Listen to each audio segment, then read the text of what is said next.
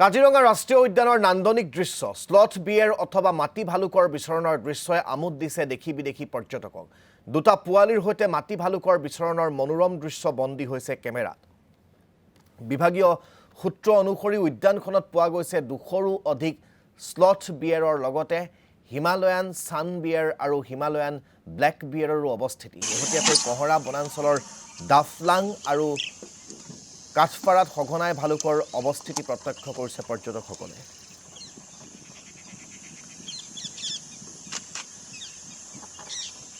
আমি দেখুৱাইছোঁ আপোনালোকক সেই ভালুককেইটাৰ বিচৰণৰ এই দৃশ্যাংশ। কাজিৰঙাত এতিয়া এইসমূহ বন্যজন্তুৰ অৱস্থিতিয়ে ৰাইজক যথেষ্ট উৎসুক কৰিছে, ৰাইজক ৰোমাঞ্চিত কৰিছে। এই জীৱ জন্তুবোৰৰ বিচৰণে তাৰ দৃশ্য আমি আপোনালোকক দেখুৱাইছোঁ।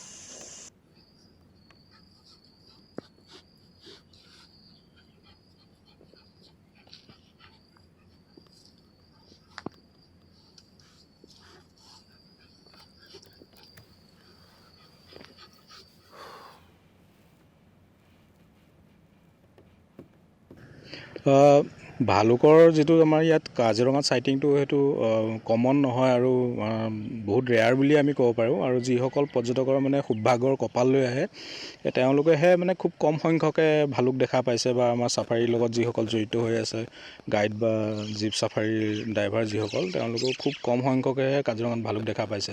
কাৰণ বিশেষকৈ ভালুকটো আমি কহৰা বনাঞ্চলৰ যিটো কাঠপৰাৰ পৰা ডাফলাং এৰিয়া, এই অঞ্চলটোতে আমি সাধাৰণতে ভালুকটো দেখা পোৱা যায়, যিটো স্লথ বিয়াৰ বুলি কয়। আৰু এটা সময়ত আজি 2013-14 সময়ত এটা এষ্টিমেশ্যন কৰা হৈছিলে, প্ৰায় 200ৰ ওচৰা-ওচৰি ভালুক কাজিৰঙাত আছে বুলি আনুমানিক এটা হিচাপ আছে। কিন্তু এতিয়ালৈকে চাইণ্টিফিকভাৱে তেনেকুৱা ভালুকক লৈ পেলাই কোনো পপুলেশ্যন এষ্টিমেশ্যন এতিয়ালৈকে হোৱা নাই।